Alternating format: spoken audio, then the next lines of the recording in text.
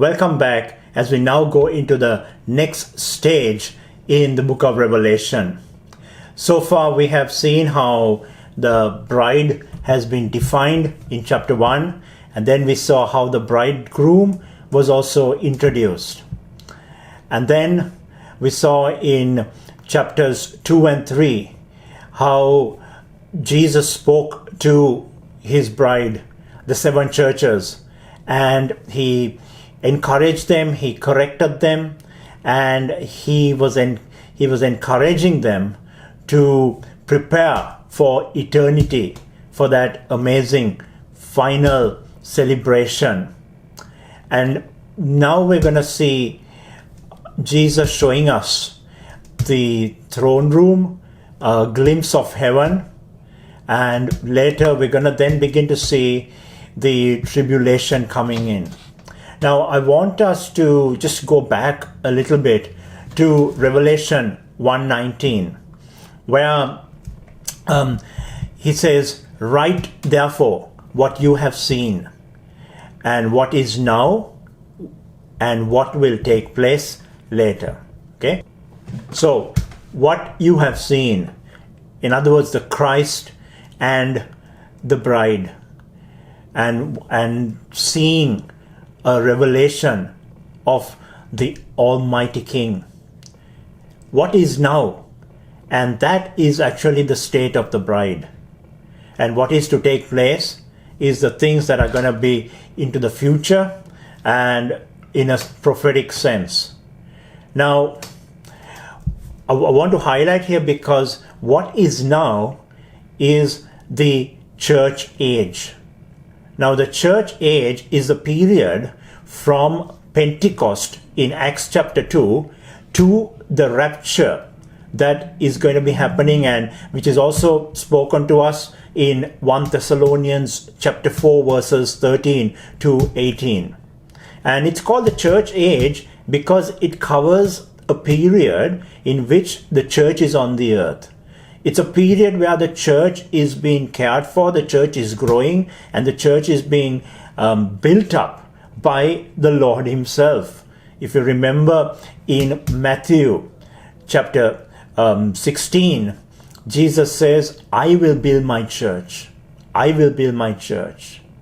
And also, if you have read the prophetic letters in Daniel chapter 9, he talks about the 69th and the 70th week. And that again talks about the church age. Now, the church age will end when the church gets raptured out of the world to be with the Lord. Another reference we can look at is 1 Corinthians chapter 15 verses 51 to 57. The rapture will be followed in heaven by the marriage supper of the Lamb, and that is what the bride waits for. Revelations chapter 19, 6 to 9. I understand I'm giving you a lot of scriptures so that you can read these and understand these. And the bride receives her reward in heaven. And until then, the church is facing persecution. The church is going through a tough season, and the church has been encouraged to be awake and to stand strong. And the Lord's encouragement is, let nothing move you. Always give yourself fully to the work of the Lord, because nothing of what you do is in vain, because the Lord sees it all. After this, I looked, and behold, a door standing open in heaven. And the first voice which I heard speaking to me like a trumpet said, "Come up here, and I will show you what must take place after this." So John is given an opportunity to see what is in heaven. And he says, as I looked, he sees an open door in heaven. And immediately there is a voice that speaks to him. And it's recorded that says that the voice is like a trumpet. So far in the book of Revelation, we have read in chapter 1, verse 10, that his voice is like a trumpet. But again in chapter 1 verse 15, it says that his voice is like the roar of many waters. But even as Jesus speaks to John, John hears this voice and he recognizes this voice from chapter 1. See, John could have just waited looking at this door. But when we see a door in heaven, what it means is that we have to go through that door. That is why the voice said, or the voice of the Lord said, come up here because I'm going to show you what must take place. So again, I'm going to refer back to Revelations chapter 1, where he says, write down what he sees, what is now, which is the church age, and what is to take place. So literally for John, he's been shown this third segment, which is what must take place from here on, after the church age comes to an end. Now, when you see a door in heaven being opened, go through that door. Don't simply look at that door, because when John saw that door, he was meant to go through it. Because beyond that door, there was something he was going to see that he had never seen before. There was something that he would have a revelation of, that he would be simply amazed. And we are going to look at in the next video of the description around the throne of God. But the commandment of Jesus to him was, come up here.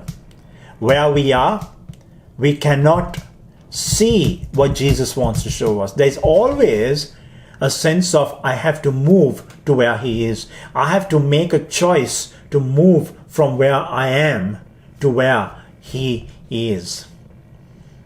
And he was going to see the future. He was going to see the suffering. He was going to see the Lamb of God. He was going to see the throne that many had not seen before.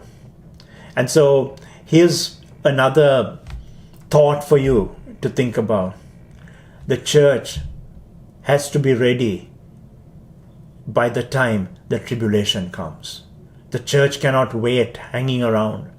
If the church needs to put things right, the church must do it right now.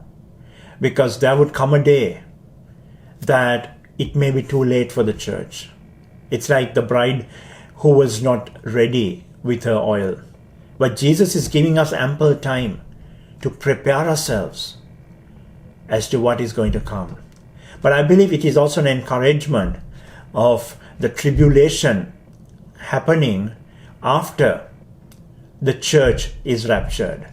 Now, I do understand that some of you may have different viewpoints, whether the tribulation is going to be before the rapture or in the middle of the tribulation, that the rapture is going to be taking place, or even after the tribulation. And I would encourage you and say, all of us could be right.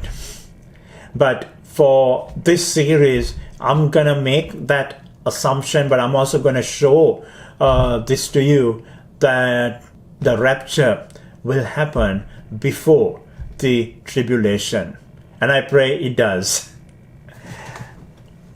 See, as God's children, as the bride of Christ, we must see what the Spirit is showing us, so that we will know when things begin to happen.